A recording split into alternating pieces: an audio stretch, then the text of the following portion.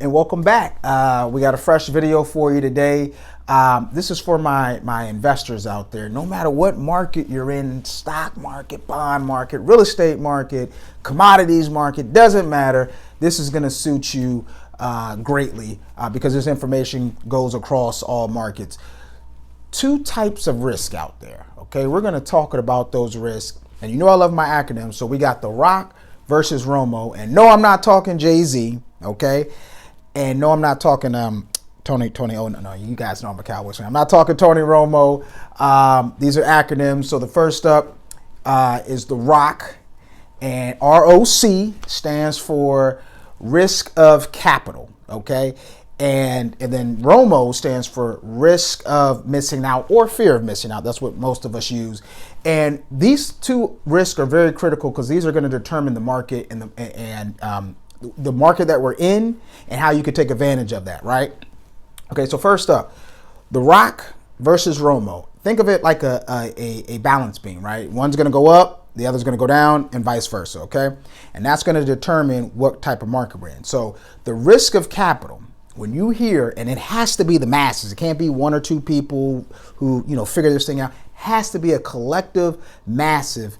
The majority of people have to have this feeling of the risk of capital. So when you hear people say, oh, no, that's too risky. I'm not going to buy any stocks right now. I'm not going to buy any real estate because it's just too risky. I'm afraid of losing my money. That's when you know it's time to buy because there's too much fear of losing your money. Okay, so that's the risk number one. That is the fear of, if I put my money to work, if I put my principal to work, I'm never going to see a dime of it. And when you have the majority of people thinking like that, that's when you know it's time to buy. Think about 2008, 2009, the Great Recession. You had real estate tank, you had the stock market tank, and everybody was running around with their hair caught on fire, pulling money, the little bit of money that they had left in whatever investments they had, they pulled it out. They sat on the sideline. Meanwhile, the people and the investors who realized that this is a great golden opportunity dove all in. Okay, that was the time to buy. I always give this analogy. It's like you go to the grocery store, right? And say your favorite food item is on sale. Maybe it's a ground of turkey or whatever is on sale, or it was $5 last week per pound, and you're like, nah, that's just too expensive. Then you go back the following week, and now it's half off, so it's $2.50 per pound. You load up, you take your shopping cart and you do one of these and you put everything in there, right? I don't understand why people don't do the same when it comes to investing. When it's time, the time to buy is when everything is on sale. When people are running in the opposite direction, you want to run in and buy. But most of us do what the other people do and we sell everything. So the risk of capital, that's when the market is bearish, or in other words, when everybody is trying to get out of the market. Stock market, real estate, it doesn't matter what market you're in. When it's R.O.C, that's when it's time to buy. Now, the flip side, R.O.M.O, okay? It's like turnover. No, I'm joking. When it's R.O.M.O, risk of missing out or fear of missing out, that's when the market has elevated. Think of it like this. You got a friend of yours that every day comes to you and says, hey, I just got in the stock market. I bought some Apple stock. I paid X for it and it's already here. And you start to think, well, geez, maybe I need to get in the stock market. Maybe I need to get some Apple stock because I'm afraid that my friend is going to have this great investment plan and he's going to leave me in the dust, or she's going to leave me in the dust, and she's going to have all this newfound wealth and I'm going to be stuck counting pennies. So that's the risk of missing out or the fear of missing out. That's when you know you're at a market top. Kind of like how we are now with the stock market. Every day it's a new record. Every day it's a new record. NASDAQ this, Dow that. And people start to think, if they're not already in the market, they're like, okay, I probably need to get in because I'm going to miss this cycle. So they jump, they chase, and next thing you know, they put all their money in at the top and the market goes down. So you have to weigh these two extremes, the risk of missing out. When you hear everybody talking about, I don't want to miss this, or, Bitcoin, I got to get in here, I got to sell everything and buy Bitcoin. You're kind of at a market top, okay? And the opposite is true when everyone's trying to sell everything and I don't want to put any capital work because I'm afraid and it's risky and all that.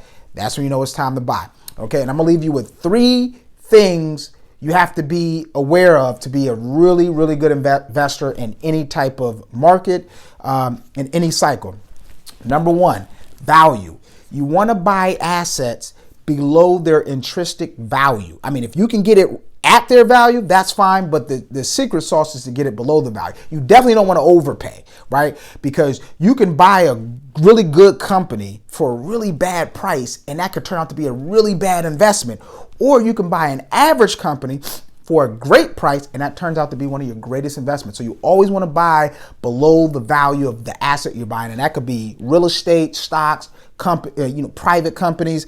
You want to buy below value, so therefore your margin of safety is exacerbated because you bought below value. Okay, and number 2, emotional intelligence. Okay, this kind of goes back to these 2 risks: the fear of missing out or the risk of capital.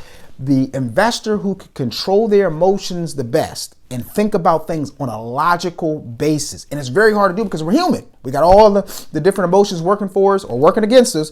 So when we see our best friend over here making tons of money in this particular market and we want to chase it and jump in at the top, that's emotions driving. It's not logic. We're not looking at value. We're just dumping all our money in. So the person that can control their emotions and hold their emotions at check and do things logically, value, maybe you built a algorithm or some type of program where it kind of thinks for you, right? Takes the emotions out a little bit for you. That's also helpful. So you want to control your emotions. And then lastly, time. Time is undefeated. And what I mean by that is you need time for your investment theory to play out. Let's think, stay with me here. Let's give you this example, right? Let's say you're an investor and you're raising funds and you have investors to come in with you, right?